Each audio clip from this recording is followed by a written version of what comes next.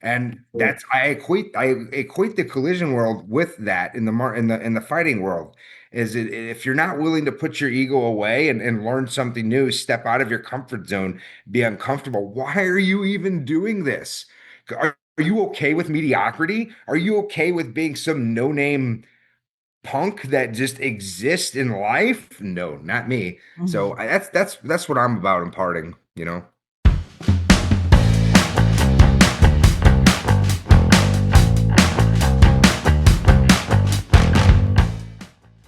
Hello and welcome back to the Body Bangin podcast. And boy, it's going to be fun today, folks. We got a couple heavy hitters in the industry. They're usually really shy, so it was hard for me to get them to come on. But we got a couple of my really good friends. So excited to have them. We got Clay Hoberecht, who's the owner of Best Body Shop in Wichita, Kansas, and Wichita Wagyu. If you want some good Wagyu, that's the place to go. And then we got Kyle Motzkus with us, who's been in the industry for a super long time, doing all kinds of different things, doing trainings. Man, Kyle, you're speaking everywhere lately. I feel like you're always doing something. I'm Um, trying to. trying to. So welcome, boys. Hey, Thank you for having us on, Mickey. This has been a long time coming, that's for sure. Yeah. I, I yeah, I'm pumped. I'm pumped because if you don't know these two gentlemen, I'll just say that they don't hold anything back. So if you want to know how they feel, you just ask them and they'll tell you. If you want to know how they think, there's no holding back the punches with these guys, which I love because there's just no BS. We just get straight to it. So who amen. better? Who better to have come on this show and talk about some heavy hitting topics that others might be afraid to talk about? Love it. Love it. I Let's don't do it. know. I don't know another topic, or I don't know another way to put that. There's no better way than to discuss the hard things. You got to be able to have the hard conversations without being afraid of the outcome. Because at the end of the day, what's going to happen? What's going to change? You're either going to grow or you're going to fall back to where everyone else does, which is why we're here today to discuss what everyone else does and why they're falling back. Mm. Yeah. So today we're going to talk probably about a lot of things, but we're going to start talking about accountability in the industry.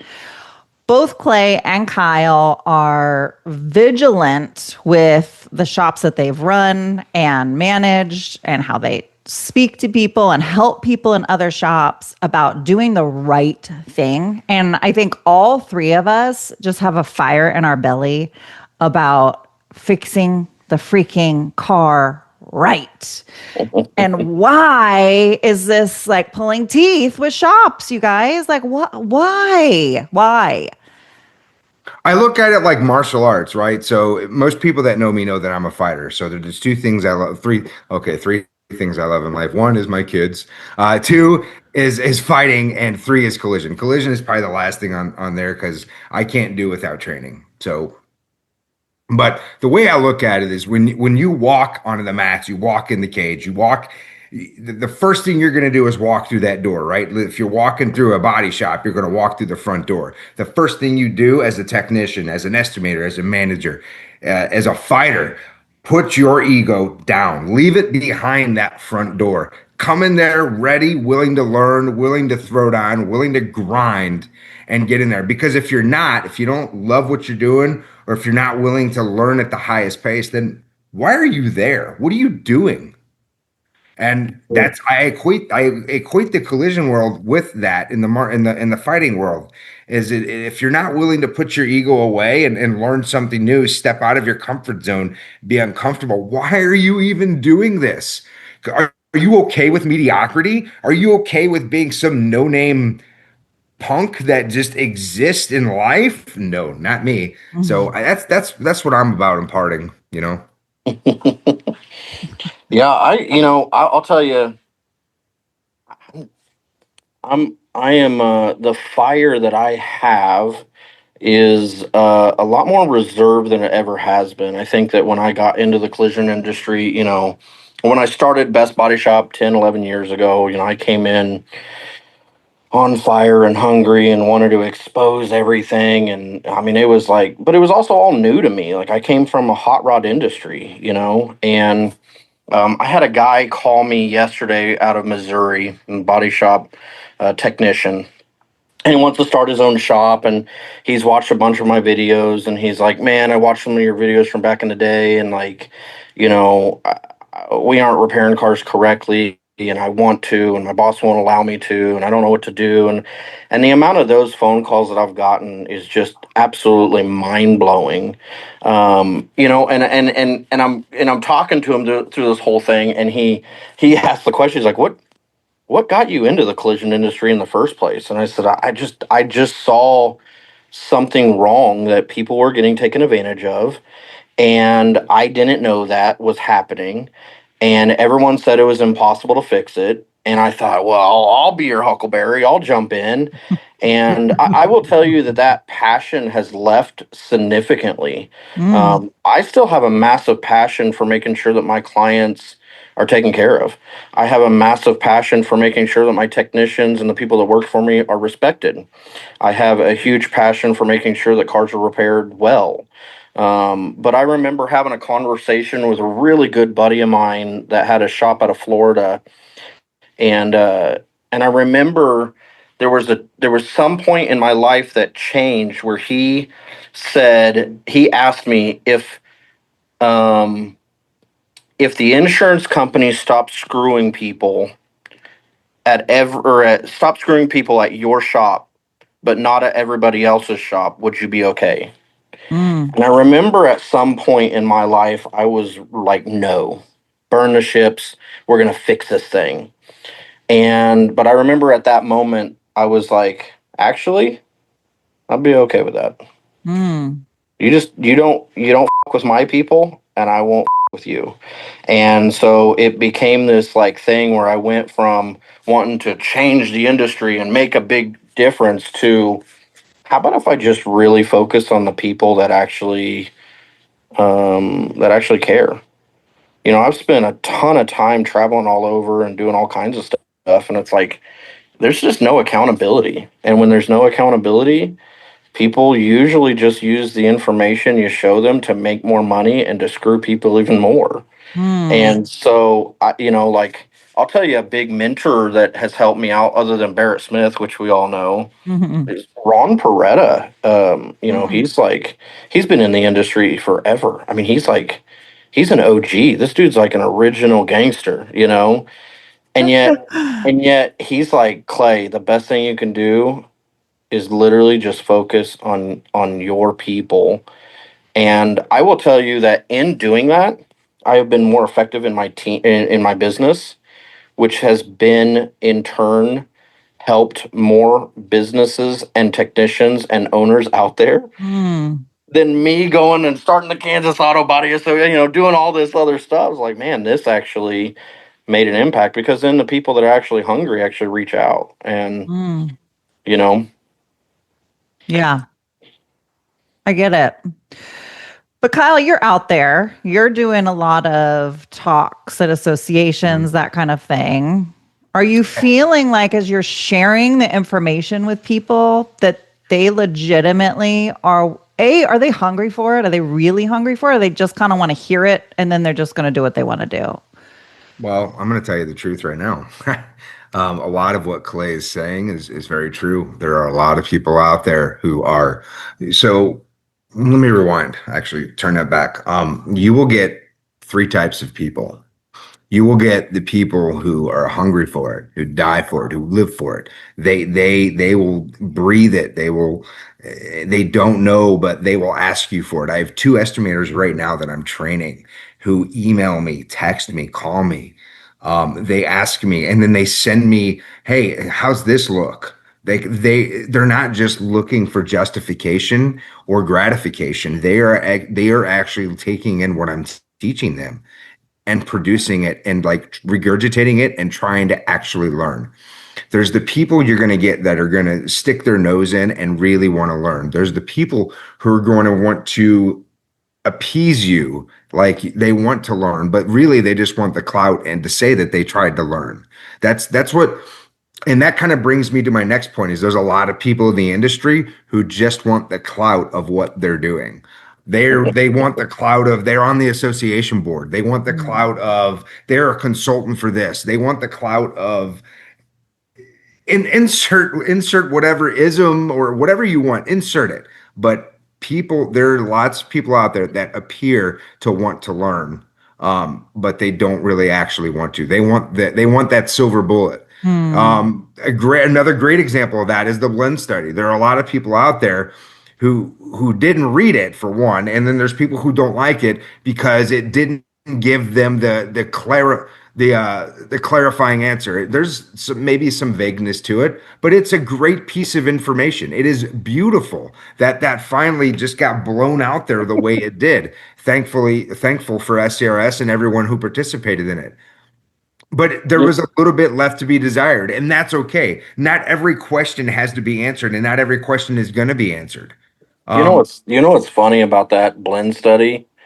You're talking about the one Danny did, right? I'm Yeah. talking about the one SCRS did SCRS. with Yeah. board and Yeah. the door and Sure, the sure, 5 sure. different paint manufacturers. Yeah. So here's the funny thing about that. I was actually speaking at a association meeting shortly after that blend study came out. And Danny was actually speaking in the room right next to me. It was kind of fun because at the end of the speaking, I got the entire crowd to scream really loud and clap.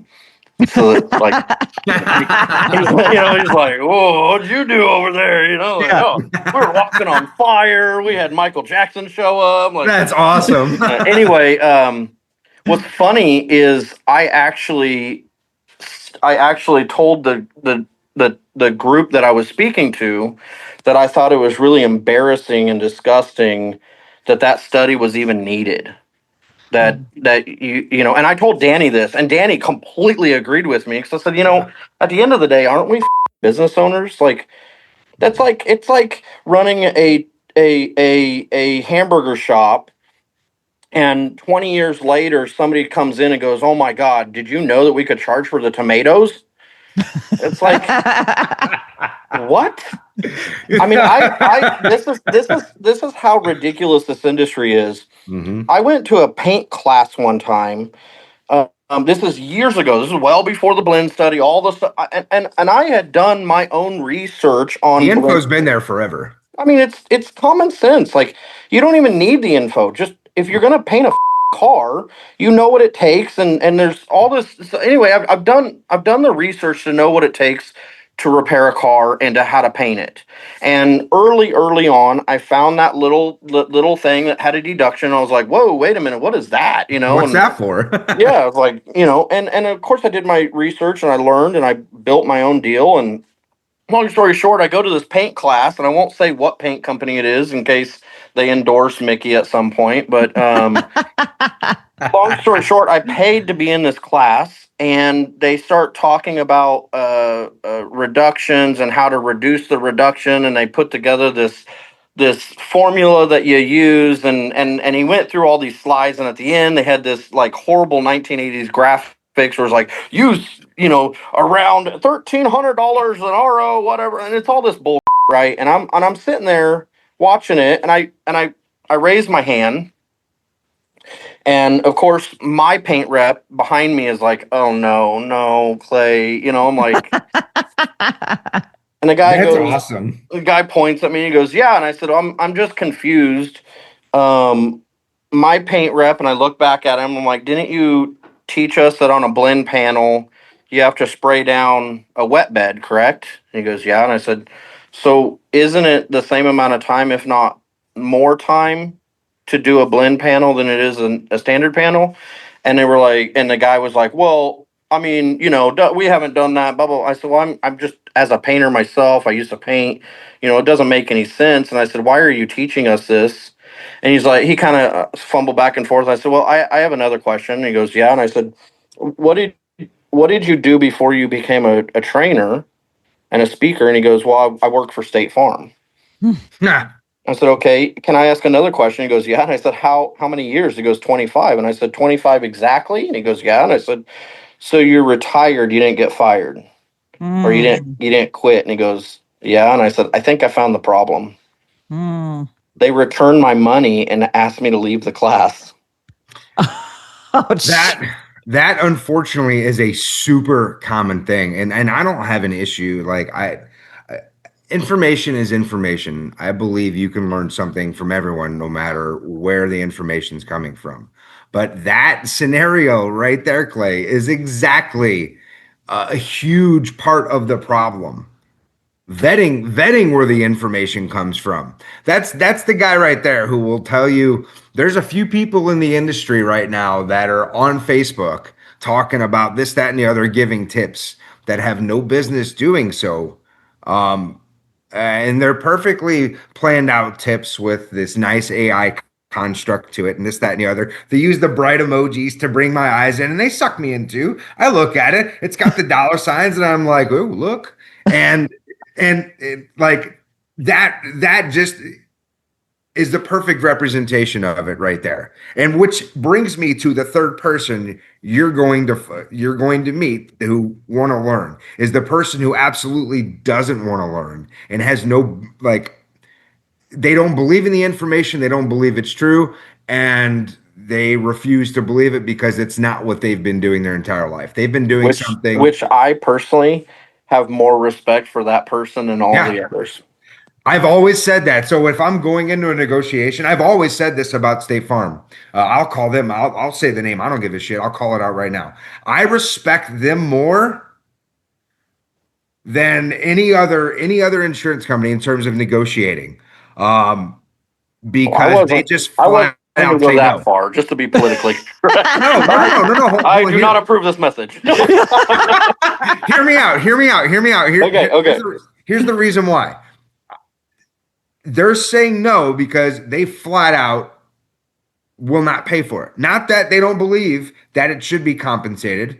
Many of Estimatic's team members, appraisers that they call them, will have walked through a door that I've been in, and then said, "I don't doubt," and they won't even argue Estimatic's knowledge. They will even flat out agree that these are required operations, that there's no time for it, that it should be compensated, but they just flat out can't because other shops aren't charging for it. Yeah. And I will respect that response more. See what I can't stand are the body shop owners, technicians, managers, whatever, anybody in the collision industry that pretends like they give a Oh yeah. I can deal with someone that just is like, I can deal with a body shop that's straight up like, hey, we're here to please insurance companies. We're going to hammer this thing in and out. That's our business model. We don't care. I can deal with that honesty. I don't like them. I think that they're disgusting, but at least they're honest. Yeah. What I can't stand is the person that runs an association that puts on classes and then goes home and doesn't do a Toyota inspection on their customers' cars. They don't remove the airbags when putting a quarter panel in. They don't use OEM calibration tools and targets, whatever the flavor of the topic is. And then when you call those people out, like, hey, why don't you? And it's always the same thing. And I'm like, I hear it all the time. It's like, well, Clay. And I'm like, I don't know. I don't know what you're talking about. I have no idea an excuse good enough to not follow those procedures, to not repair the car correctly. Now, even furthermore, the fact that, you're out there talking about it, or you're on Facebook boasting about it or whatever, and then you don't do it, like that to me. Yeah. Like I had a guy recently call me about, asking about tools and stuff in the shop, and he's, he ends up saying, like, well, the stuff that we have works okay, and it's not always the most accurate, but it works. And I'm like, okay, well, real quick, let me just ask you a question.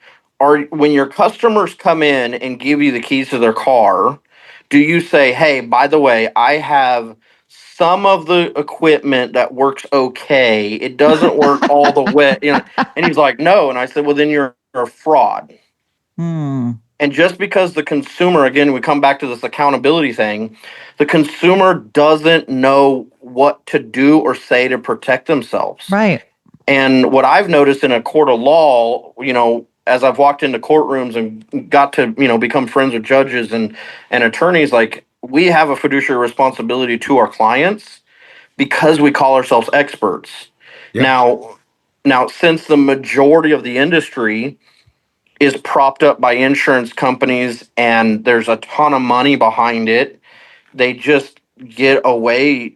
The majority gets away with some of the worst stuff I've ever heard of or seen, and nothing happens. Now, that's why I pivoted my focus on the consumer, because when you go into a consumer and you say, "Hey, by the way, let me, well, here's a good example for both of you. You guys would both understand this. If you walk into a body shop and you say, "Hey, are you are you doing the Toyota and post collision inspections to the manufacturer, like to the T?" Right. Almost every single shop, if they're super honest, is going to say no. And they're going to go, well, and they're going to have their excuses and all this bullshit, right? Oh, absolutely. When you go to a customer and you read from the Toyota procedures and you say, should we do this? They almost look at you like you're dumb. Like, why would you not? Right. I don't understand. Why is this an option? Yeah, Toyota said to do it. Yeah. Why? Well, they believe this and this. I'm not an engineer. I don't know, and I'm not really sure if I even agree with it. But these are what the procedures say. And they're like, 100%. well, if that's what it says, man. Well, here, you see it for yourself. Like, I flat out think the OEMs are silly as can be with half of that stuff. Yeah, and I don't know. I would tell you that if the insurance ever let up and stopped attacking so hard, I would probably devote more time into researching and holding it vehicle manufacturers accountable. Like, I had one guy ask me one time, well, if the insurance just gave up and just started, not fighting, who would you fight after that? And I'm like, well, I'm not, number one, I'm not fighting anybody, but if I had to, I would love for the manufacturers to be able to communicate some of the stuff that they're having done, on their vehicles. Because I've had the privilege of sitting down with some of these corporate guys at manufacturers, and some of them aren't 100% bought in. There's a lot of CYA going on, and I'm like, well, my life is living hell because of you guys sometimes. Can you? Oh, absolutely. Can you create some clarity? Right? But let's be honest. It's going to be living hell no matter what, because the insurance is a zero sum game. I mean, yes. they win and everybody loses, or everybody lose. Like, they don't care. What's funny is I wasn't always repairing cars correctly, and yet the insurance has always had something to bitch about. Even when you're not repairing cars correctly, they have something to bitch about. There's not it doesn't matter what you offer them. It's that old cliche, give an inch, they're going to take a mile. There's always going to be something there they're not happy with. Yeah. That's indemnity in its origin right there. That's the whole principle of loss prevention. Save as much money as you can, no matter the cost. Now, there is a beautiful aspect to it that we've experienced, and it was something that I didn't think was possible. Barrett, had told me that it was, and I just trusted him. But we have a series of insurance companies that just do not fight us. Not because we know how to argue better, not because we're out there, simply because we communicate to the customer the truth. We educate them. Yep.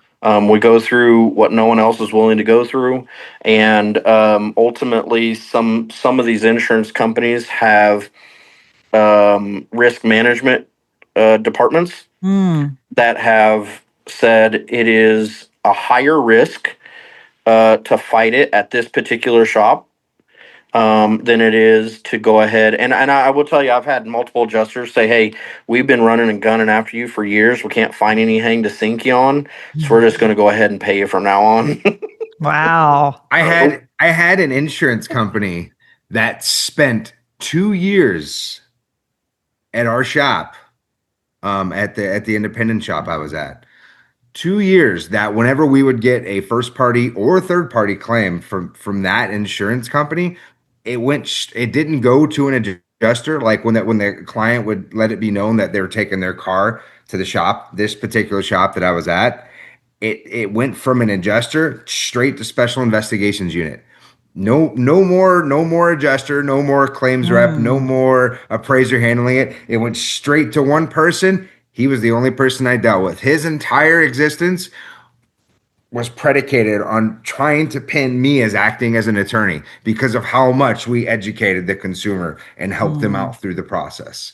Absolutely ridiculous. See, here's the funny part of what Baird's taught us and what we do. Like, we literally don't really know if they are doing that or not for us. Like the insurance is it, like when you actually operate by seeing the insurance for who they are, like the attitude goes away, the frustration goes away. Like, don't get me wrong, it's not rainbows and butterflies, but it's like if somebody came in and paid with their with their Discover card and it declined, I would not get on a podcast and start screaming about Discover sucks. I would be like, that form of payment didn't work, and I'd go back to the consumer. And if the consumer says, "Well, I have money in it," like, okay, well, let's figure that out. So with the insurance, like, they're just a form of payment. They're just a bank, and I don't care what employee they use to do whatever. I don't need them to look at the car. I don't need them. My customer doesn't need them to, No, see it. they don't need to see it. They're there to indemnify. That is it. Yeah. So once I started operating off of that premise, it all of a sudden it went from me trying to prove our innocence and trying to, get the insurance to just running a business, taking care of our customers, repairing cars, and with the reality that these these insurance companies are not always fun, but they're not our problem. We didn't bring them to the Mm. party. Yeah. I The, like the bill Clay. I payer. like I like something you talked about earlier before we started recording. Is you mentioned that you don't like RTAs in the Mhm. least bit. Let's talk about RTAs a little bit. Speaking of accountability, I think RTAs fall under accountability a lot because I actually kind of agree with you. I think RTAs are possibly one of the worst things in Mhm. terms of for shops. I think it's a crutch that shops who do use it use to make sure they're getting paid. I don't necessarily like it. I think for me personally, I'd rather help someone or put in the hard work dealing with the customer and going that route. But I can appreciate what it's there for and that it is there to protect the client. That's kind of my take on it. And the fact that the only thing I don't like is that insurance companies do whatever they can to try and remove that process Mm. from the consumer. Because at the end of the day, it is a process contractually for that consumer to help them if there is a dispute over loss. And Yeah, it's a that's protection. yeah. Yeah. What are your Supposed thoughts to on why be. you hate it though, Clay? Let's talk I, about it. I I don't think it's protection. I think it's bull. Who who created it?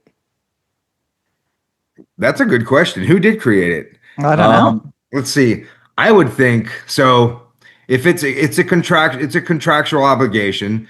So when insurance companies create policies, they have to put it into play for the Department of Insurance for them to approve of the policy. I would think, and I don't know this for fact, but in my mind, if I'm trying to make sense of it, the Attorney General and the Commissioner for the Department of Insurance would have to look at these policies to approve them. So one hand is consumer protection, which is the Attorney General. The other hand is legal protection for an entity, which would be the Department of Insurance. So insurance companies came up with them. That's what I would think. I've yet to see a single thing that an insurance company offers a client that isn't self-serving. Well, then why are I they would, trying to take them out? Why are they trying to yeah. get them removed from the policy? I don't know. I mean, I know that insurance companies think 10, 15, 20 years ahead. Okay. I know that while we're trying to figure out how to work out last year, they're working on, the next 10, 20 years. I think that, the medical industry can give you a lot of insight to where insurance companies would love to take the collision industry or really any indemnification industry period, because the medical industry is obviously just an absolute nightmare. And yet, if you look at the profits on a lot of these insurance companies, it's working for them. So, and I'm not here to like go deep into that. Here's my personal thought. Okay, so again, you got to remember where I come from. I made a decision a long time ago that everything that I do is going to be focused on my customer. Like you've heard the little thing. I'm crazy about three things: you, your car, and my team. That's not bull. Like literally everything we think about, everything that we put in play, every process, every system that we do, it has those three things in play. And I can't figure out how an RTA helps my client, helps their car or my team or my business. It's supposed to be, well, if you disagree, like do you guys know what they call it in like the legal terms, like what lawyers call that an RTA? Arbitration. No, they call it two whores and an ump. Oh, jeez. I'm serious. I've had attorneys tell me that. Oh my Because gosh. have you done an RTA, Kyle? Oh yeah, several. Okay, do you just Google any appraiser? It's supposed to be a third party appraiser that's no, who do you use? I use people that I know. Exactly. You use the person that's going to back up your estimate, correct? Correct. Yeah. Okay, so is the insurance doing the same thing? Or No. are they Yeah. being Yeah. Yeah. They're hiring appraisers that they know and they contractually work with. exactly? So Yeah. again, it's two people. Now It's definitely ultimately, not disinterested for sure. I agree with no, that. no, but here's the deal. How it almost every single time you win, right? The body shops usually I can win. disagree with that part. Does Okay, so let's just say that generally you win. Okay? generally, yeah. Okay, Generally. generally you win. How long does it take to get through the process? And who's in control of how long that takes? It depends on the appraiser's the one in the control of that process because, well, both appraisers. So one appraiser could be sitting on his hands while the other one's not. There's other appraisers out there, like for the insurance side, that'll drag things out. There's appraisers on the consumer side that will drag things out, that just simply die on every hill and just won't just argue everything. Yeah. And unfortunately, it's up to the appraisers on how quick they get it done. Now, I personally think that it allows the insurance to drag the thing out. Now, if your business, as a business owner, if my business is predicated on income and I don't have control of when that income comes in, Yeah, I agree with that. like if I flip flop, if I was an insurance company and I wanted to sink a body shop, I'm going to attack their cash flow. Oh yeah, So for I'm gonna let them win what I want them to win, right. but with the timing that I control, because most business owners are too stupid to know how to run a shop.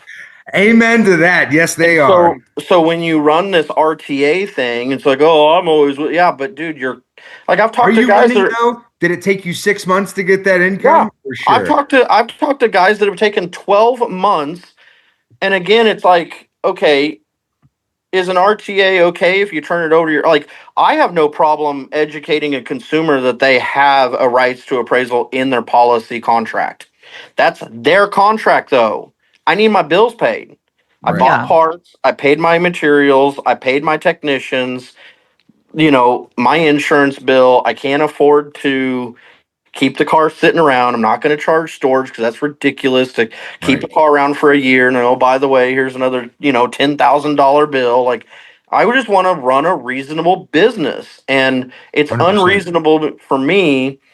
So take the insurance out of it, and again, going back to like Visa. Hey, my Visa card didn't work, but if you wait for 12 months, it will. And we're all like, yeah, we're gonna win. Like, that's a loss. Stupid. I'll be honest, Clay. That's the answer I was hoping for. I agree with that aspect for sure. But here's I the deal. I don't like it sitting. That's not always the story. And No. some people see extreme success out of it. For me and my business, I'm not going to allow anything to happen, period, that I'm not 100% in control of in any Yeah. way, shape, or form. Period. End I of don't. story. And I so if agree. I see the I see the RTA as just another widget, like, the insurance, like, oh, we'll be out in 7 days. You can take your time and do whatever you want. I look at my customer and say, you have 3 days to make a decision on whether we're repairing the car or we're moving the car to storage.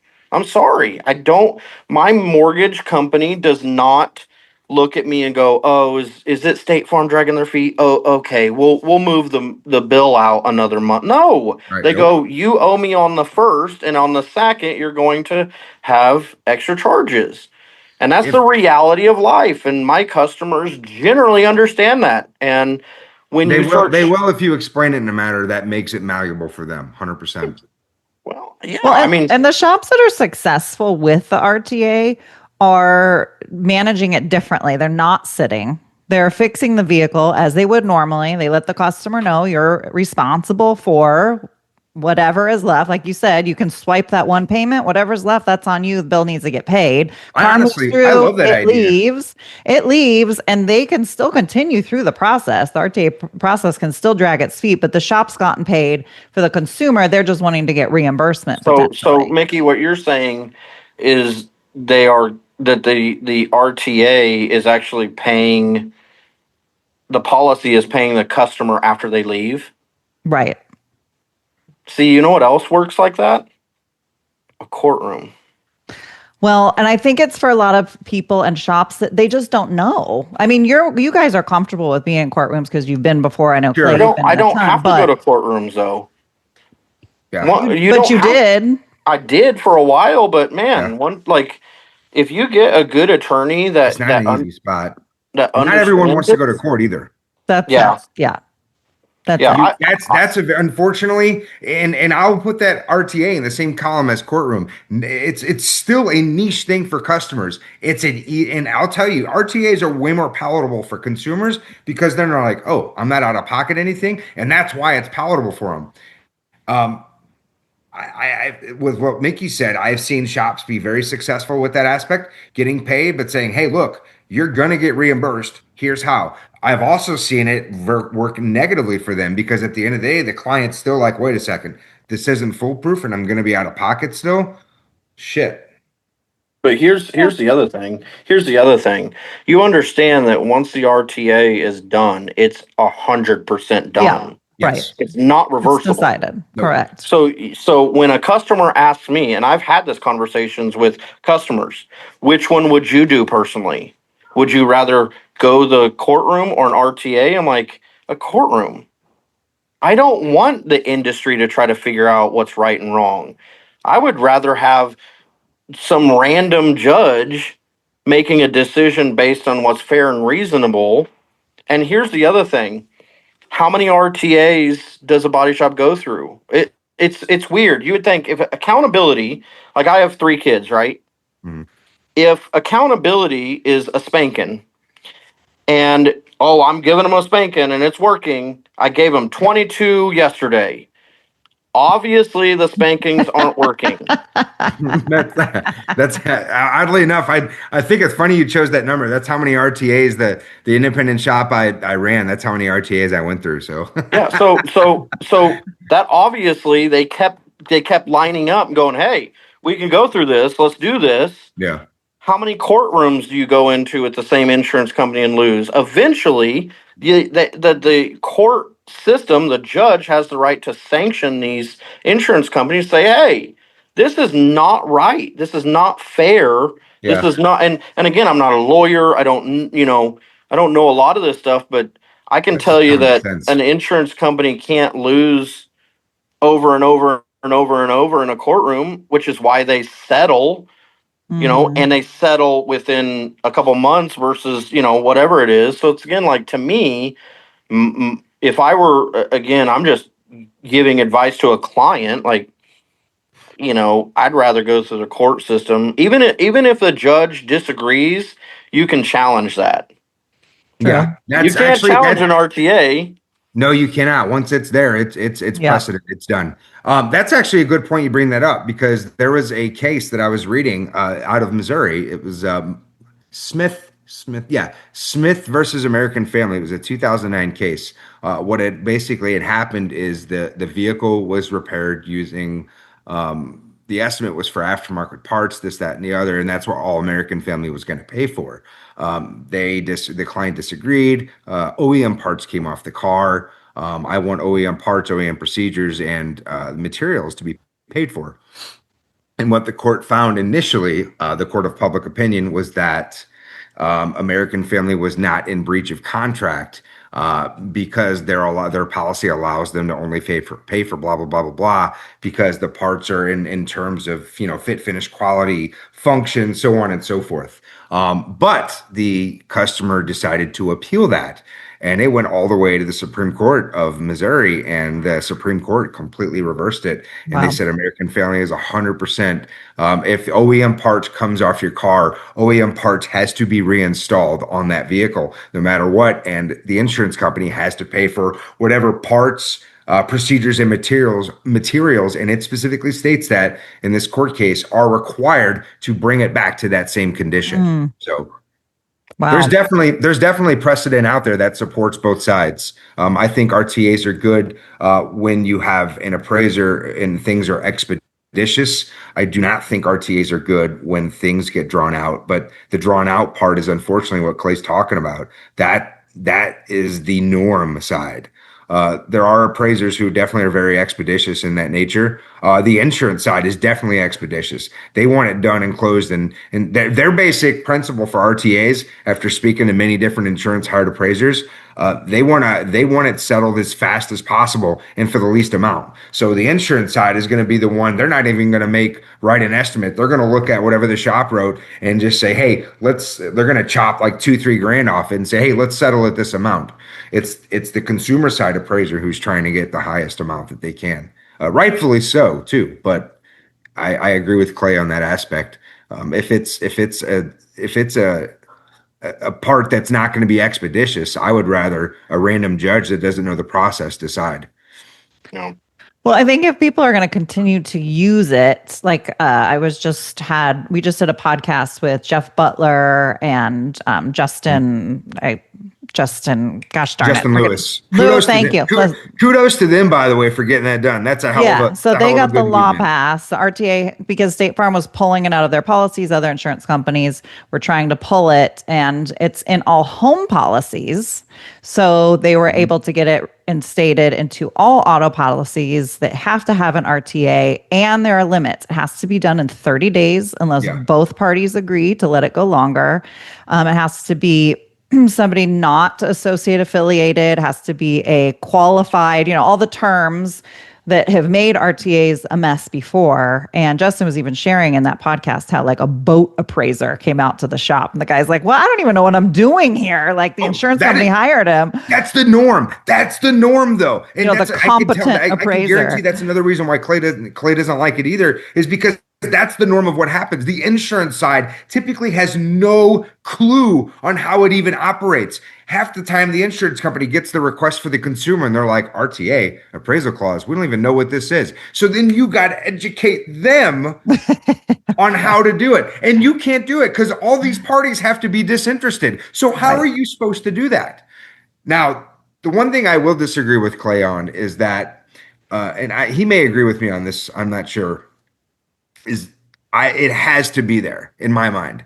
I do believe there is some good with it, and I do believe it does protect the consumer, and I do believe that there should be the option for it. I don't think that the insurance company should deserve to be able to take it out and remove it. I do think that protection, the consumer should have that choice, right? Whether or not they want to go to court, have that 50-50 option, let it lie within the hands of the consumer, the 12, or if it goes to the small claims court, let it lie with that associates judge that handles that, or have the opportunity to decide whether they want to use arbitration or not. I do believe that the consumer should have that right, that choice. And I don't feel like the insurance company should be able to take that away from them. I think Yeah, that part's definitely unfair. I agree Yeah, with and that. I don't think I really care. I mean, Yeah. I don't like it's. I just think it's ludicrous that our industry gives a shit about RTA in any way, shape, or form. It has nothing to do with us. It's their policy. It's Yeah. hard to run a body shop. It's extremely Yeah. hard to run a body shop. And it's even harder when you do it right. And it's Mhm. damn near impossible. And yet we sit there and get all involved in something that has nothing to do with Nothing to do with us. this. And so it's like, do I think that the RTA should be there or not? I don't know. I mean, at the end of the day, there's a million things that I disagree with that go on in the world all the time. We worry too much about other. And it's like, well, and why? Because most of our business models are built the way insurance companies want them to be built, and that is Yep. based on making sure the insurance is pleased and making sure that there's no out of pocket expense and make sure that the customer isn't bugged. And I just come from the train of thought that I just believe in the free market. I believe that if I produce a higher quality product than everybody else because they're too busy running around trying to do things that I don't know how I could put my focus on a bunch of bull that doesn't have to do with me and repair cars correctly and run a facility. I don't see how it's done. And so for me, I make my focus 100% on let's actually provide a meal that tastes good so our restaurant keeps its doors open. And if there's fraud in that particular industry, I'm going to get educated so I can make sure that my doors stay open. And then I'm going to get educated on my consumer rights so that I can give free information away because I care. Now, do I give that free information away to everybody? No. I have told customers, normally I'd help you, but you're a dick. I'm not going to help you. I love it. I Go get love an it. attorney. Go talk to a mother, a sister, a brother. I'm not that. I'm not your friend. I'm not now I would love to be your friend. I would love to develop a relationship. And but at the end of the day, I've had customers flip on me and think that they're going to, Yep. They and will. I've literally Mm. said, "No, it's okay." I terminated the repair and they're going, "Wait a minute, what's going on?" Call your buddy at State Farm and have him pick the car up. Well, no, I don't want to. No, that's Nope. okay. That's all At right. the end of the day, I have the right to choose who I work for. Yep. And I gave a bunch of free information that I spent time, energy, and money getting just for you for free. I didn't charge you, and obviously it's not what you want. And you also want me to change how I repair your car, which is like going into a high scale, steak restaurant and asking them for a Yeah. McDonald's burger. They're not going to turn around and go, "Yes, sir, whatever we can do." No, they're going to go, "I'm sorry, we just don't serve Yeah. that here." And so for us, our focus is just, I've said this about a lot of businesses. I think it's really important to know who you are, but I think it's even more important to know who you're not.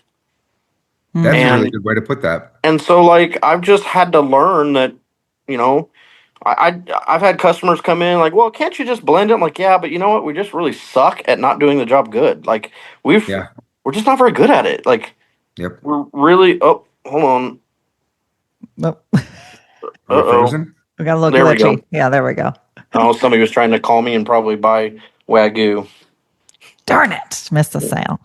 Yeah. That's, uh, Damn it, Clay. That's not who you're not. yeah, yeah. That's spot on, man. And you know what that goes back to? It goes back to that goddamn word that we're talking about at the very beginning, accountability. You know, Yeah. talking Well, about the I'll tell you this. Some of the guys that I've done some consulting with, one of the first things I try to do is go, "Hey, you can't use the word insurance." Mm. ooh, that's good. I mean, at the end of the day, everybody builds everything around this insurance. Like, dude, if the insurance didn't exist, like, let's be Mm. honest. Let's be Mhm. really real and honest. The insurance is an incredible idea. It is. And we would all have. Do you really think that consumers in America would save enough money in a catastrophic event to be able No, to pay for a repair? Not at all. The Right. propensity to save in America is less than Yeah. 2%. So we are blessed with the opportunity that there is this company that saves your money for you and contractually protects your financial well-being in the event of a collision, and I think that's awesome. Um, I don't I don't I don't make any decisions around that though. Yeah. And so when I Yeah. hear like, oh well, we do this because of the insurance, we do, like take the insurance out of it. Could you survive? Mm. Right. Would you even know what to do? And most of these people would have they don't have any idea how to run a shop. And in fact, the majority of these shops are propped up by insurance companies. Like now that we're on the other side of it, I have insurance adjusters that literally talk trash on other body shops to It's me, it's disgusting. and I'm like, I don't know what you're thinking you're going to get out of me. I Yeah. For think it's sure. I think it's gross that you know that that frame rail shouldn't be sectioned, and you're not saying anything because there's a 13-year-old daughter that's going to get in the back seat. And Yeah. I take this shit seriously. For sure. If the manufacturers are lying to us about how we repair cars, then shame on them. Yeah. But I am going to have a charitable assumption that they are being honest in their documentation. Yep. And the engineers that I have talked to seem to be pretty passionate about energy transfer and about Yeah. safety. And so if all of that is true, then this isn't child's play. Mhm. I've sat in the middle of an association meeting where I'm going, everybody's talking about all these tools and equipment, and all that. I'm like, are we playing hopscotch or talking about repairing cars? Like I didn't know this was an option. Mm. Like I didn't, it's like a doctor going, well, I don't really want to buy the scalpel for the surgery unless I can make more money. It's like, what? Yeah. Like No. I that's literally crazy to me. I just had a kidney removed because I have cancer. You're definitely not going to hear a doctor do that. I had to Yeah. make a decision on the quality of life I was going to have based upon the surgery, and you're bet your ass that I'm making the decision based upon my quality of life that I'm going to have. So that surgery is going to be top notch. That surgery across the Yeah. board is going to be top notch, and our repairs should be the same. There should be Yeah. no excuse in our industry why we can't. There and it's not an excuse. You just flat out don't want to do it. Yeah. There's no reason why you can't repair the car right, except you don't want to do it. You care about the profitability that comes through the door, and your only way to do that is to spit it out as fast as you can. Well, what Yeah. about the shops? This is what kills me that are going through and getting certifications. So they're Still not doing certified. it. They can put the emblem everywhere and put the plaque on the wall, and they're still not repairing the I love procedures I per. love OEM certifications. I think it's an awesome idea, and I love the training that Agreed. they offer. I think they offer fantastic training, especially a lot of the ones that Mike Anderson deals with because he controls the estimatics training, he controls the tooling training. I think it's good stuff, I think the but put it in the concept correct is good. hands. Exactly. Clay just talked about that. The concept, the idea of it's a good idea, but its inception, its production is not. It's not being reproduced. The idea doesn't match the process. No. And I Well, think and that's where it goes initially I wrong. thought it was just like the subscription based, we'll call them certifications, Mhm. where, it was kind of like, if you can pay, you can get on the list. The rubber So, stamp, the yeah, gold stamps, if you who's will. checking this stuff, right? Yeah. But then you've got other certified shops and other manufacturers certifying where they've got to go through all these audits and everything, and people are just playing the audit. So it goes back to And they still people suck. to the people we talked about in the beginning that just want to have the clout of the certification, but they're not that all of shops are doing this, but there are plenty of shops out there that just want the plaque on the wall, that just want the notoriety of having that Porsche certification, whatever it may be, to then go and still cut corners. And we're still back to the same I've conversation that we were having. I've Like, it's and funny. accountability is just non-existent. I've got copies of depositions of Toyota certified shops Oh, saying we that don't have to do safety inspections. that saying they're actually backing the insurance company up. Now I don't know if they've ever walked into a courtroom, but I have depositions of phone conversations that are happened where an insurance company is calling a Toyota certified shop and they're backing up that insurance company to not pay or perform the process that we're following that's in and I've reached out to Toyota and Mike Anderson and was like, hey, and they backed me up 100%. Yeah. But then the question is like, that's cool. What are we doing about The shops that aren't doing it. the shops that are, so the plaque on the wall, Nothing. so for me, we have no plaques on the wall, period. In fact, if you ever walk into our shop, we don't have anything collision related in the shop in any way, shape, or in the office, any way, shape, or form. Why? I Because better see a picture of a cow when I come there. yeah, well, Yeah. because I personally am so disgusted with this industry that I don't want to look like it in any way, shape, or form. Yeah. The amount of shops that are repairing cars correctly, or what is called whatever you want to like, is so small and minute that I don't want to look like the majority of. I want the customer to come in and go, wait, what's different about this? I don't want a plaque that. And here's what something that nobody knows about, that I'll let you guys know about. When we do post repair inspections, I encourage my customers, after we see a faulty repair, to go after the manufacturers that hung plaques on those walls. Mm. For That sure. when I talk to a customer and say, hey, by the way, what were some of the things that made you want to go to that shop? And he goes, well, it was Nissan certified, or it was whatever you want to say. And so I said, good. Well, then I think that when you start pursuing the district attorney's office and you start pursuing the insurance commissioner and you start, going through this legal line, I think that you need to communicate to the manufacturer as well. Now, does it go in one ear out the other? Maybe. I don't know. Do they have any liability? No. But I don't know at what point there's enough pressure for somebody at some point, like the insurance has at our shops, to go, the risk is outweighing the reward. We need to put together a department for accountability. We've got to do something about this. Again, that's not my focus, but it's my advice to my client. Say, hey, listen, this is what I would go after.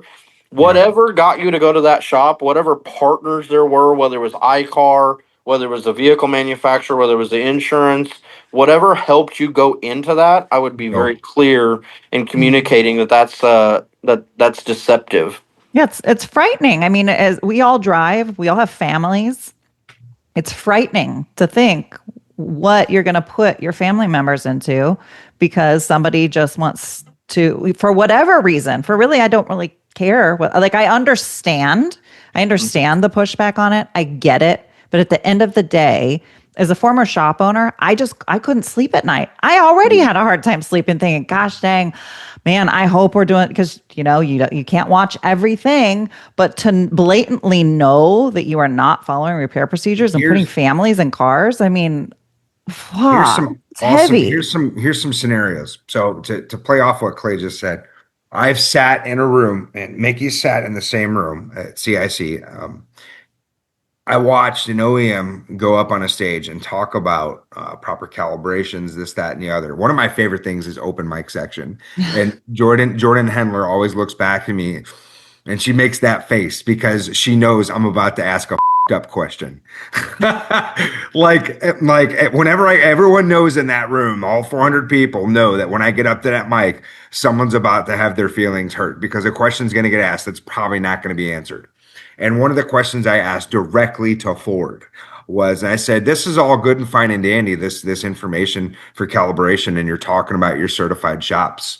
But who's going to hold the shops accountable that don't follow these calibrations? Right. You have a procedure for bonded glass that very clearly states that if this glass is a windshield glass, these are the exact words. If this glass is a windshield glass and it has a fixed bracket to it, camera bracket, this is a non-reusable windshield. It must be discarded if it is removed. Hmm. How many of your certified shops do that? Hardly any. I can tell you because I was in a shop today training an estimator. And one of the first things we were talking about is someone walked up, they're like, hey, blah, blah, blah, blah, blah. leaking windshield, da da da. And we were talking about it.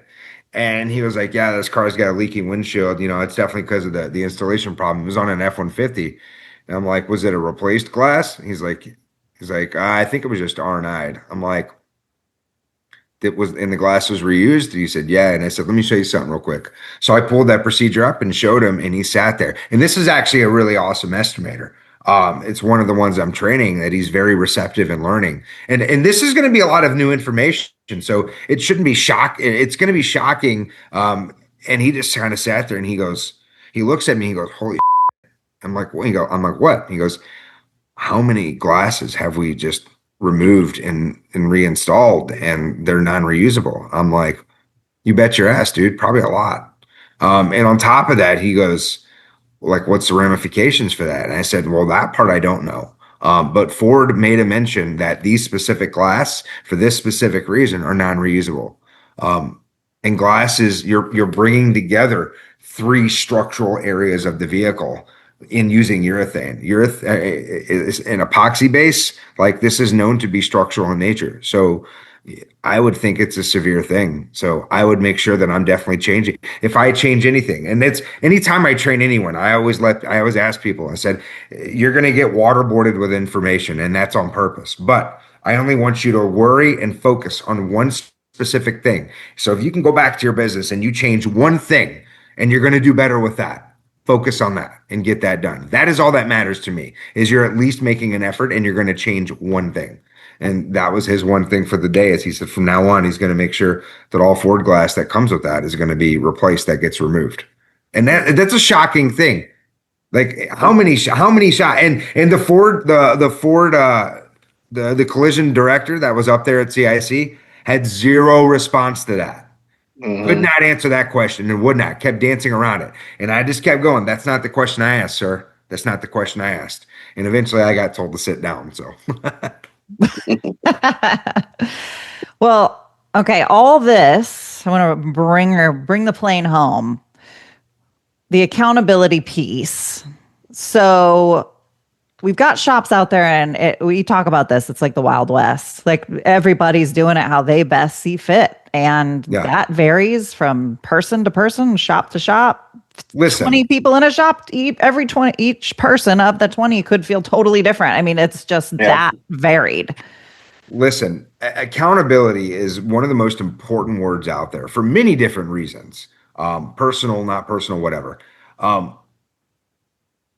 We are professionals. We are experts. We 100% should follow exactly what the manufacturer says. I'll take our president. So we at CIC had in Seattle, it was last year in 24. We had a presentation from a Kristen, man, I can't remember her last name, so I'm not going to butcher it. But she was extremely intelligent. She was head of engineering, and one of the questions we asked, and it was part of the estimating committee. That was our presentation. And we asked, does the FDA allow deviations from these procedures? And the long and short of that answer was, yeah, they're the experts. They're allowed to question things, ask this, that, and the other. So no reason, like, whether it's 300 lives on a plane or 4 lives in a vehicle, we should 100% be allowed to deviate. But that should be a decision that the OEM gets to make when we ask. It's not like we don't get to make up our own sectioning procedures or anything like that. I'm talking about things that are vague in nature. And a lot of this stuff is vague in nature, and they should have to be held accountable as well. And accountability comes from the shops not doing it. Thoughts, Clay? I don't know, man. I don't know. At the end of the day, it's all, as an owner, your ass is grass. So just make decisions. Like again, it goes back to, like, nobody's making a decision about anything other than me, and that also includes OEs. And so I follow them because I believe in them. Yeah. At the same time, like, you have the right to disregard their information. You just have to be willing to take the consequences. And right now, the consequences are little to nothing. So people are getting away with all kinds of stuff. They don't give a fuck. What I would absolutely love in a picture perfect world, and I used to have a group of guys at the shop that we'd go out to Texas Roadhouse and just kind of like just bullshit, and talk about like industry stuff, and we we thought it would be cool if every adjuster turned into an educated post repair inspector, and instead of coming out and inspect, like you get all these guys that come in and look at cars and they have no idea what they're looking at, and they're not hired to look at anything, and they're designed just to save money and delay process and create havoc if you don't go their way. And we thought, man, how cool would it be if every single car that was repaired was inspected, and then the district attorney would be involved. I think all of a sudden you would see this massive change in body 100%. shops. And I think it's like how, people are like, oh, what how do you make the industry better? And it's like on a big scale, like that's really the only thing you can do is hold people accountable. And the thing that sucks is I've spent a lot of time trying to attract people with honey, but it seems that a swift kick in the wallet is the only thing that seems to wake people up. Now, always it's not always the case. I've had people like Walt Silman. You guys know Walt Silman, Yeah. Auto Body, love the guy to death. Like he drove overnight to Wichita, Kansas, and came to one of our classes, our repair procedure classes. Yep. Because I told him, I said, if you give a about your people, you're going to show up for this, because he called me for advice and, hey, I saw you on Facebook, and he went away from that class and changed everything about his shop. And I would say he is one of the shops that are the very few amount of shops that are out there that are repairing cars like we are. He's one of them. Now, if you would ask him if he felt like that's a good decision, I think ethically, morally, yeah, but his business he could be doing so much better, if financially and stress, if he would just get along, like I just talked to him the other day. Yeah, and so it's tough. I talked to another guy that he's talking about. I think we talked earlier about this. Guy out of Missouri that wants to start his own shop, and I'm like, listen, here's the deal. You're gonna go in there all excited, and then you're gonna get your ass beat. And then it's at that point that you look around and you find out that nobody's watching, and you can do whatever the hell you want, and you have to really decide who you are at that moment. Yeah. I have had guys come to our class, walk away, go to their job as a body technician, say, hey, I need to pull repair procedures. That body shop say, no, we're not paying for them. That person calling me personally and saying, I don't know what to do, and me saying, well, stop being a and use your own credit card. If you care, and I'm Micki, hopefully you'll be able to bleep all this stuff out, but use your own credit card, pull the procedures, and act like you actually give a shit. Yeah. And he goes, oh, okay, so he did. He pulled his own procedures, paid for the prescription, the subscription himself. Yep. And then when he found out that what they were wanting him to do was incorrect and wasn't in line with the procedures, and it had to do, I believe, with a frame rail or structural something, he went to his boss again. His boss brought in other bodymen from other shops to have a meeting that was essentially a dog pile of shaming him for being too much of a and they said, well, we'll just have this other guy repair it if you don't want to, fired him on his way out. His paperwork said released for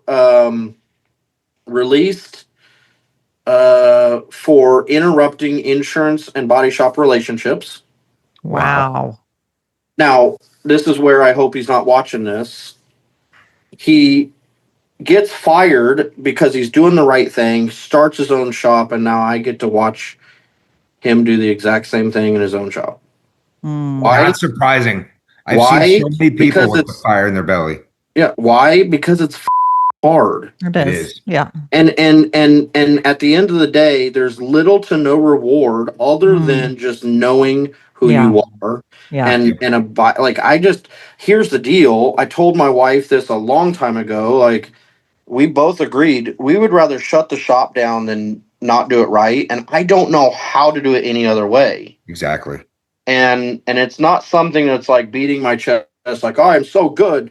No, it's just to me it's so common sense of like I don't get it. I don't need a group of people to know about it. I don't need some award. I don't like if you ask me to trade my integrity for income, there's a Yeah. lot of other things that I could be doing that could be way more profitable if that's the trade I'm going to do.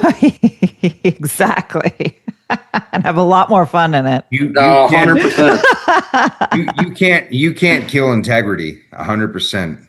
And I've the last podcast episode I did with Micki, I think it was like 2 years ago. Hmm. Still remember the 105. Still remember it. Yeah. The last episode I did, I said something along those exact same lines, Clay. When people come to my classes and I'm teaching estimatics and this, that, and the other, they're gonna run away and they're gonna try and apply all this knowledge, and it's not going to work. You're going to get kicked in the dick and you're going to fall down and you're not going to want to do it again. And you're going to think I was the worst person for telling you all this stuff. But there's a reason I'm saying take one thing and then one thing and Yeah. then one thing and then one thing. And if you want to change, you're going to change. But if you don't want to change, you're going to change one thing and then you're going to stop doing it because you're not going to actually care. And that's the problem in our industry. There's people who think they care and they really don't. People who treat this job as just a job, and it's not. To me, for me it's kind of like my fighting. It's a lifestyle. It's a choice I decided to make that I would be the best that I could be and not stop. I don't know how people don't do that. I don't know how people live within mediocrity. Yeah, my biggest hope if I could just, wish on a shooting star is that just consumers would the curtains would be pulled back. I know Yeah. that that's happening in our shop. We've learned how to sell, we've learned how to communicate, we've taken classes because quite frankly, when a customer comes in, there's a whole set of challenges. I had a guy come in today at the shop. Joey was telling me about, this guy's like just got really angry before he even came in. You guys are a bunch of da da da da da. It's like you have to learn how to overcome that, and you have to develop a Yeah, certain set of skills. But in our shop, the curtains are getting pulled back, and I will tell you that there are people that have written $5,000 checks on top of their deductibles in tears and hugging and saying thank you so much. And I'm like, that isn't because there's some like magic going on. It's just it's genuine, real. I'm our real purpose is being fulfilled by making an impact in these people's lives, and it's not to make more money. It's not to like when I have a customer that's like gets out of control, which doesn't happen very often. I'm like, I'll be the first one to be like, would you like to see our P&Ls? Hmm. Like, would you like to see yeah, would you like to see our finances? I'd be more than happy to show you that the decisions that we make are more oriented around you and your family than it is around my pocket. Like Yeah. absolutely. I would love for it to be, you know, I'd love for both to be able to happen, and someday that might. But generally, the collision industry, and now that I own, a couple other things that I've got going on, business wise, like the collision industry just isn't something that I see as a super high profitable business. I do see it as something that's in my city that is needed and not offered, and so like I want to keep it around so that people have that opportunity, you know? Yeah. But yeah, there's a lot of other ways to make money. Doing other stuff that's more profitable. It's almost like a grocery store sometimes. Like grocery store profits are like what 1-2%. Like Yikes. what collision industry can be that way sometimes. It can be. I was just looking through I was trying to find a great example, but Clay hit home when you're talking about customers writing $5,000 checks in tears, just being over the moon thankful. I have hundreds of text messages from customers who have been out of pocket. One in particular was one of my favorites, where she was $1,200 out of pocket, her and her husband, on a Tesla Model S, and it was against someone with good hands, and she was the most thankful. Well, obviously, it clearly was not a favorable situation for her. She was not thankful that she was out of pocket. She was thankful that someone took the time to educate, help, and be there with her every step of the way. And she knew it was going to happen from the first moment until the last. And that's the important part, is educating the consumer the entire way through. And it's not gonna save you every time. You're gonna have customers who are seemingly awesome and fall in line, and then halfway through the repair process, now the realization that they are out of pocket and hitting the fan, they are gonna hit the fan too and run for the hills. It's gonna happen a lot more than you even wanted to. Mm-hmm. Yeah. Well, I like what you said, Kyle, is take one thing. Was my whole concept with the podcast, is like, I feel like it's just constant information all the time. It's so much. And I thought, let's just do a podcast. So even if people just take one thing, like we go to conferences and they're great, but there's so many things. Oftentimes we go back and we implement nothing. So listen to a podcast, go to something, but take one thing, start with one thing, and then you build on it with the next thing.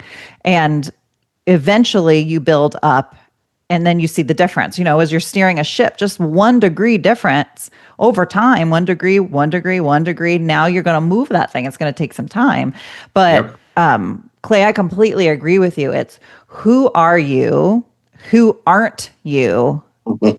And I love that. That's going to be something I'm going to have to give you kudos on that. Yeah. I hate it, but that's amazing. Like, I'm going to start using that, because it makes so much sense. It's how, as a martial artist, a fighter, competitor, it's how I live every single day. That who aren't you is what happens when you step on that mat and you get your ass beat. You just get your ass handed to you by a 150-pound black belt who's freaking flying all over the place. Like, who aren't you?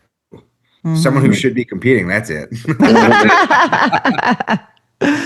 Well, I appreciate you guys being candid. I appreciate your chat about all the things. I'm sure everybody has their opinions on all of this, but I appreciate hearing both of your opinions. Clay, the way that you do things at your shop is very different, with all the social media, the swag you guys have. I mean, everything is very different. It's very unique, but the mindset, I don't think, should be that unique. Amen. Amen. Amen. I couldn't agree with you more. Thank you. I want to challenge the industry right now. Right now, and I know a lot of people are going to disagree with me, but having now worked on both sides, DRP, non-DRP, I can comfortably say I'm at an MSO that consistently tries to repair the car right, and a lot of people don't know that. But where I'm at right now is a shop trying to do the right thing, as they have some DRPs and non-DRP, and it's a beautiful thing to see shops trying, and that it can actually happen when they want to do it. When they want to do the right thing. So you have to want to do the right thing. So I'm going to challenge the industry. Do you want to do the right thing, or are you okay being mediocre? Yeah, that's good. And it's a bit of a process. I mean, Clay, you're really fortunate because you had Barrett to really help you through it. I mean, Josh Yeah. Piccioni, we know Josh. He's a good buddy of mine. And I've talked with him about, non-DRP, OE centric, following the repair procedures. He's like, we screwed this up hard when we tried to make the change. Yeah. We should have done things differently looking back. It is a process. It's a learning curve. But I Yeah. think the good news is you can get there, but you got to start. You got to start. And you got to check your heart posture to see if you're even going to commit to it or not just say it. It's not easy taking a shot that direction. I know that for a fact now. Like it wasn't easy for me being at a shop that is always sent like from the beginning.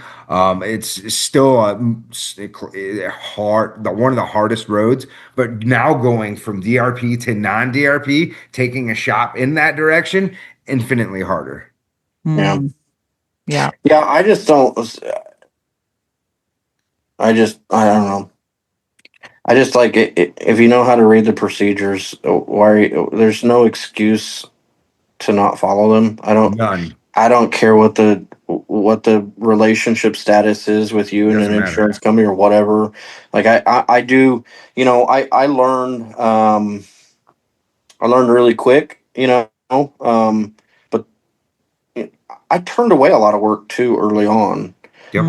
I didn't know how to work on. It was something that that I was like, again, it goes back to like, I didn't try to like, oh, I'm gonna continue to repair cars incorrectly, but I'm gonna slowly get better at it.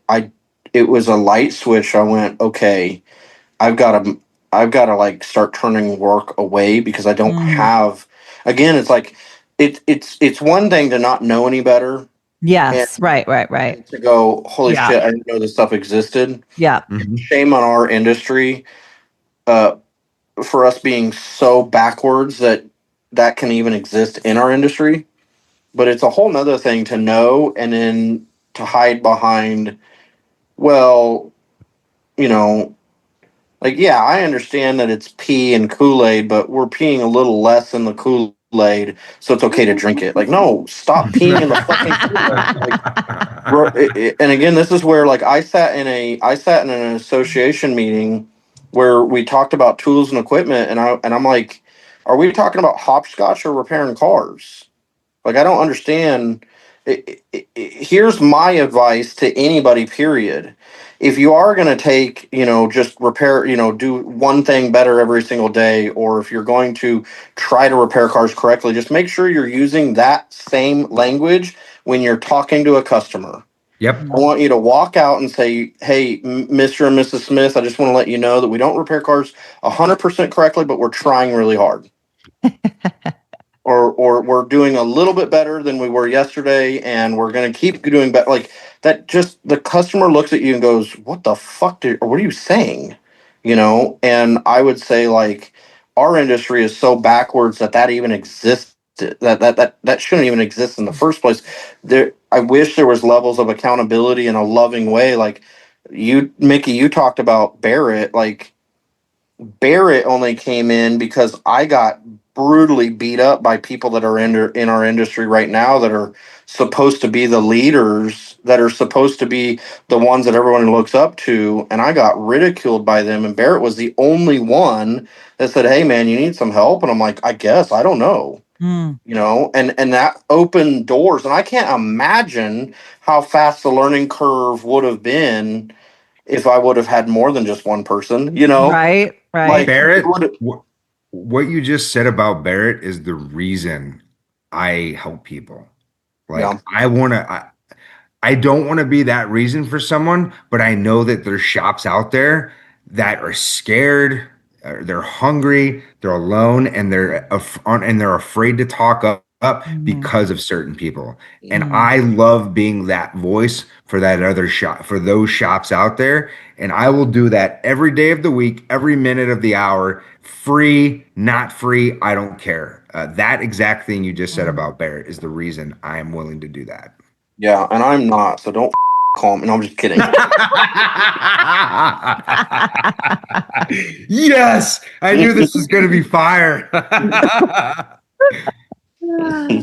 Awesome. Well, I appreciate you guys.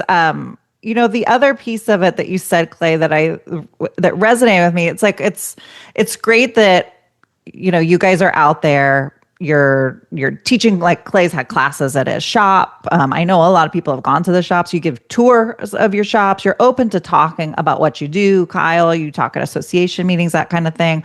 But one thing you said, Clay, that really resonated with me is I realize I need to focus on my shop. And it's kind of like if you want to talk about changing the world in any direction, you might be upset politically, religious, whatever. Start in your own house. Start in your own house. How do you feel like you should treat people? Start in your own house. Start in your own community. Start with your own family. Start in your own shop. Get that dialed in and be the reflection of what you want to see elsewhere. And it will attract the right people. And therefore it will grow as it should, versus trying to speak with this big trumpet and megaphone and a bunch of people walking around with their hands over their ears. Yeah. So at our shop, we read books together as a team. We break down quite a bit of barriers. Our culture is pretty different than most. There's, I've yet to have an employee that I haven't cried with. Like, we get really real with each other, and I remember I had one employee. This is years and years ago, and we were reading a book. I think it was by Grant Cardone or something, and he was like, after hours, like, dude, what do you do here? And how, talking about finances and he had struggled with alcohol, him and his wife both, and they, smoked cigarettes, and they were living in a house that was kind of abandoned, and like, it was a crazy situation. But long story short, he got like really, really motivated and like really like, Clay, I can't stop thinking. I'm like, I can't sleep at night. I'm wanting to move and shake. Like, something's turned on here. And he goes, what do I do about my wife? And I said, dude, focus on you. Like, whatever, I guarantee that whatever you're going after, if it is healthy, it'll be attractive to the right person. Yeah. And now looking back, this guy's owns his own company, bought a house. They're adopting a baby. Like, he is killing it in all aspects. I think they both quit. I know he quit drinking and quit smoking.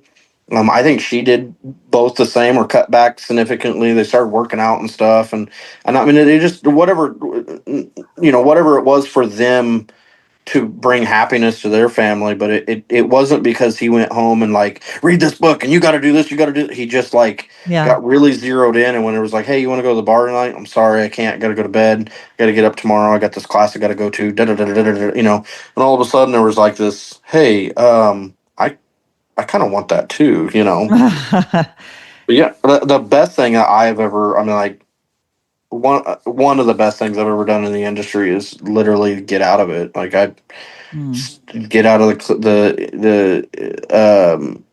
the associations and just really focus on, like, I'm going to focus on this. And I'm telling you, like, I've seen more.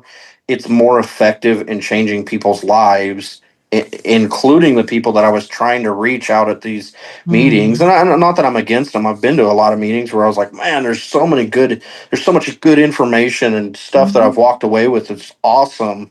But there's a certain season where it's like, right now is probably not the time you get on the pulpit.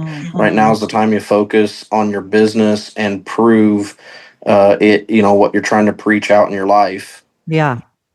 What's that saying? Be the change you want to see in others. And like, it's so cliche, but I think it's really applicable. Yeah. Just in life, but specifically for this conversation. All right. Well, we could easily continue to talk about this and then pivot and talk about 20 million other things. But we gotta go. We got stuff to do. We're busy people. Amen. Kyle, thank you so much for coming on. Glad to see that you're doing well. I know you're on a path to recovery, and you continue to be in my prayers, my friend. Well, thank you. So thankful to have you and to know you. You're such a good guy. Love you, buddy.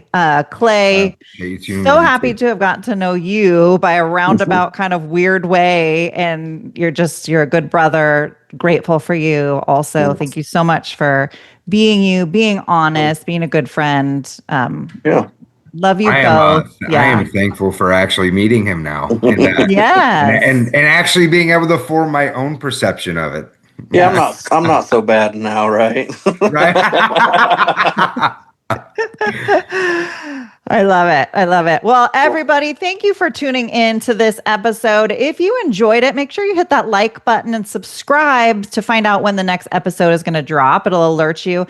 And also, it shows YouTube that this is good content. It'll push it out to other followers. This is the type of stuff we want to get out to other shops. So let's share it. If you're listening on Apple Podcasts or Spotify, you can subscribe there. You can also leave us a review on Apple Podcasts if you're loving it. And even if you don't love it, make a comment. Let's find out. Why don't you like it? What don't you agree with? Let's have some good, healthy conversation, right? So thank you all. Thank you, Clay. Thank you, Kyle. Love you guys. And we will see you all next time.